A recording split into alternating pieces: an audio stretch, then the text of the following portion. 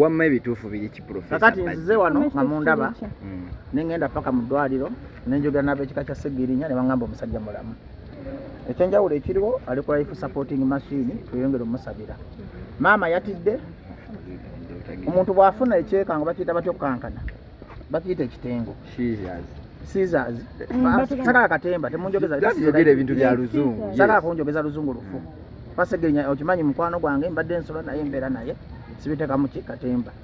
Maama bwe yalabye nga mutabanyi wa kankana eki bakiyita batya kyoyogedde Jesus scissors omusawo atugambye Sseggirinya bwe yafunye scissors ne yeerambaala bakuyita batya ne yeegolola ng'omulambo. Kati kyabadde kya bugunjufu okugobawo maama we. Bwe baagobye maama we yazze kubika bubisi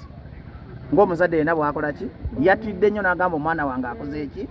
afudde. Era tetunenya maama ku kyamutuuseeko. Abasawo babadde balina omugobawo bo bakola ebyekisawo naye amawulire agaliwo ag'essanyu Sseggirinya mulamu ali ku life supporting machine yeetaaga saala mundabye nga njogera n'ab'ekika ne bambulira ekituufu mumulabye ng'aweerera abaana twaweererako bamulekwa ekayunga bayita batya kayunga wano ng'ovudde nakifuma bayitawo batya katawuni akukoddako twayamba ku baana b'omugenzi Ssebulime tubadde nga tusaka mu ngeri yaffe okulaba nga tuyamba abantu bawansi ne bano ababaka abali mu parliament bonna baleeta mbuto ng'omuntu afudde mbalabye wano nga banoonya mawulire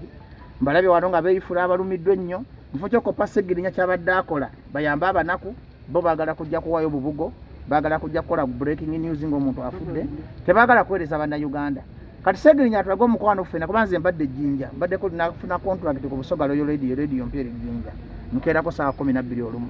Omumama we yankubidde ng'akaaba ne muganda wa Sseggirinya simanyi bwe mpise abasirikale benkonye mu mabira mu nsonyiwe mbadde stressed mbadde sitegeera mbadde nfuluizinze nga bwe nafuluizinga ku YouTube naye Katonda gwe nsinza omulamu nsanze wano nga amawulire agaliwo gassanyu sinze musawo naye nze mmanyi kimu Katonda alesewo Sseggirinya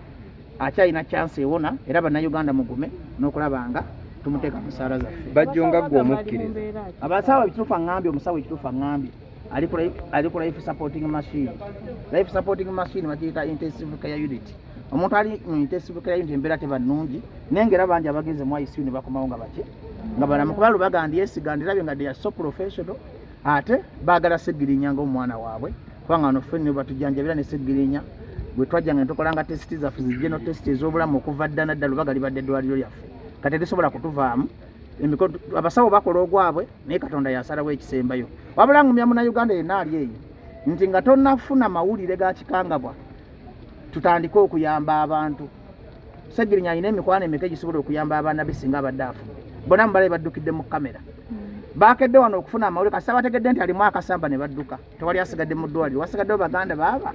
babiri tubasanze gwe naawe Alex kitegeeza omuyolero gonna oguzze wano okufuna amawulire gudduse gujja kukomawo in case of anything bad nga gukomye tulekerengaawo okulaga abantu omukwano guno nga bali mu bulumi bwe buti.